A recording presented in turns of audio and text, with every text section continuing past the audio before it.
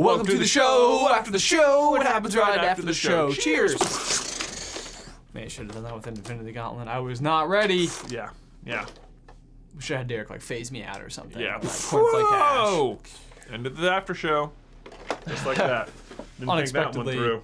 Unexpectedly gruesome after show this episode this Yeah. week. Oh man. Gay Roos. So most Mind powerful. Stone.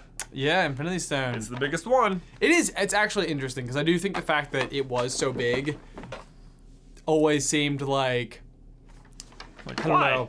Yeah, like it almost seemed like a little bit too much. Like it just fit the symmetry of the gauntlet better. Yeah, like, I think that's mostly probably what it is, actually. But from a size standpoint, or even like maybe they like had established it as bigger. I don't know. They could have made all of the other ones just bigger. yeah, they could have. I don't see why not. Huh? That's weird. I guess that's sort of how they draw it in the comics, but I don't know.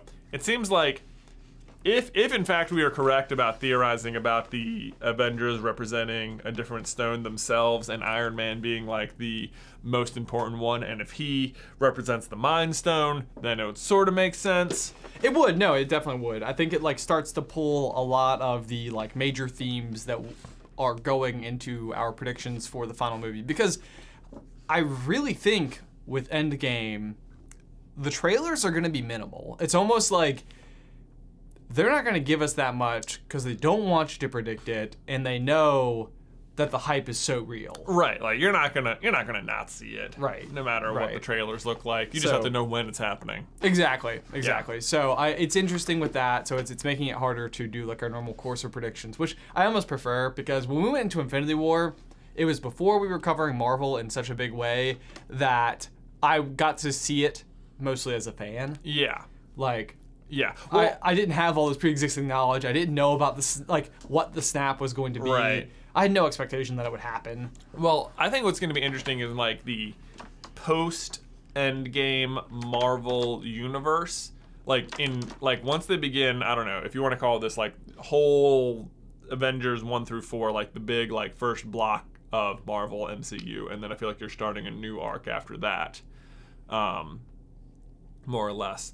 I want to say like now that they've done it once, like when you see a new Marvel movie, you can immediately start wondering how will this play into The big picture. big picture. Whereas on Right. the first go around, they didn't really maybe necessarily know where it was all going. But Right. like now everything will be under like a microscope. Oh yeah, Like yeah. everything has to mean something. Everything will mean something. I think there will be so much more like cross, collaboration and like making sure there's no like retconning, like Yeah. good consistency, good Right. arcs. Because for one, like the day and age we live in, we as viewers want that so much. Yeah, Like right. us above all else, it's our job. Yeah, but right. Yeah. We want there to be meaning in every detail.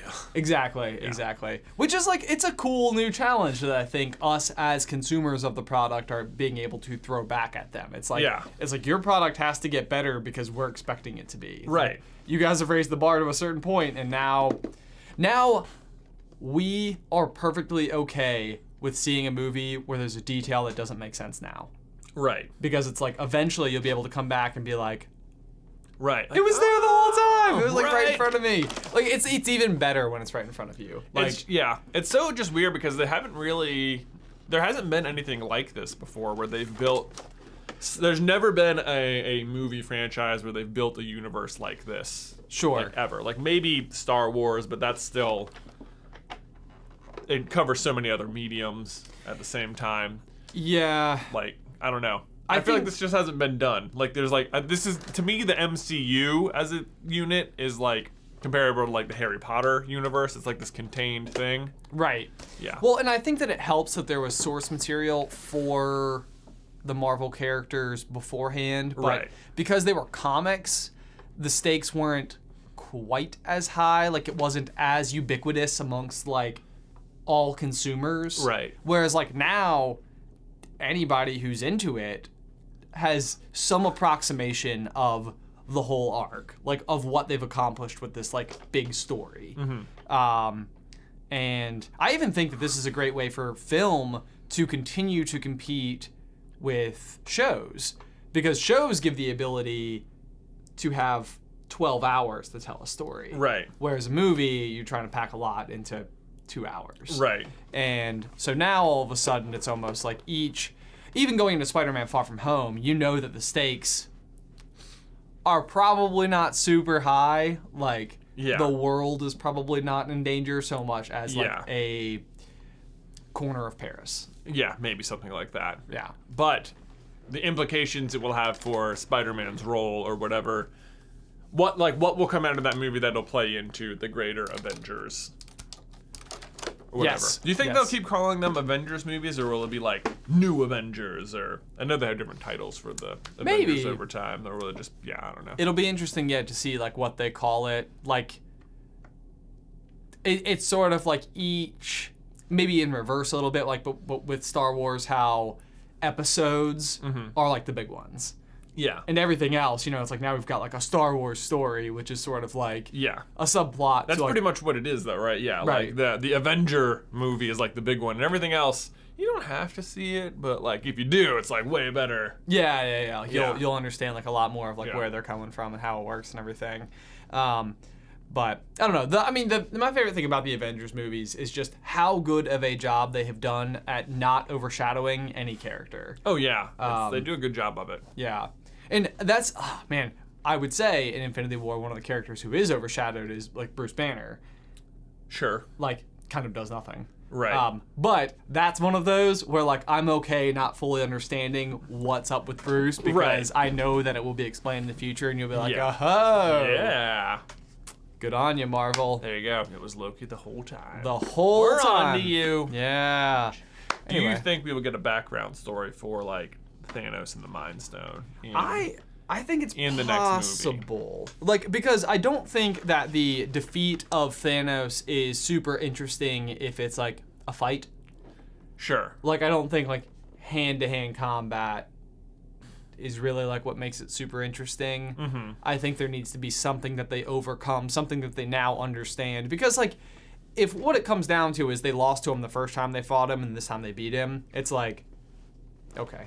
Right. Like, I don't know. Yeah, you're right. Like if it's just like they just managed to beat him up enough that they can take the glove off and it's like, oh, we win, huh? Right. Unsnap. That's not very good storytelling. Right, that would seem boring. It'd be interesting to me. We didn't really get into it as much in the video, but at least the Soul Stone and the Space Stone and the Mind Stone from other like moments in the MCU have been described as having this like sentience about them. Right. So like if maybe the Avengers sort of like go back over time and realize like, oh man, every time the Mind Stone has been around, like things have got like what if like there's someone on the other end of the Mind Stone controlling the Mind Stone, and it's like been, I don't know, is there some other cosmic being at play? Sure. Then they can be like, Thanos, we need to reason with you, sort of thing. It sort of goes back to the idea to help us of like the Watchers a little bit, but in a slightly different way. Like the Watchers are just like purely bystanders to everything. Like their job is to sit and observe and take in what's happening and record it. So the interesting thing would almost be like if the actions of all of the characters that we're seeing are such underlings to the people who actually, not the people probably, the entities that drive each of these things. The singularities. The singularities.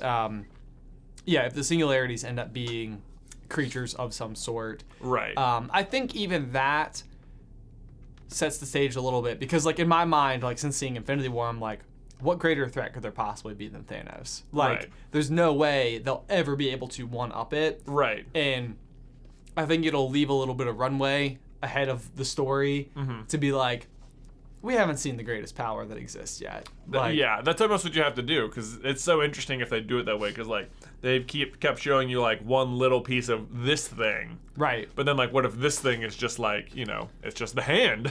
Right, exactly. Yeah. It's like what if there's another glove and a boot and armor. Right. All the other, you know what I mean. Right. Anyway. Yeah, the rest of the Infinity weaponry. Right. What if there's an Infinity Sword? Oh man, the Infinity Sword! That'd be pretty cool. That'd be pretty sweet. Very Megazord. But anyway, until next time. Bye. Bye.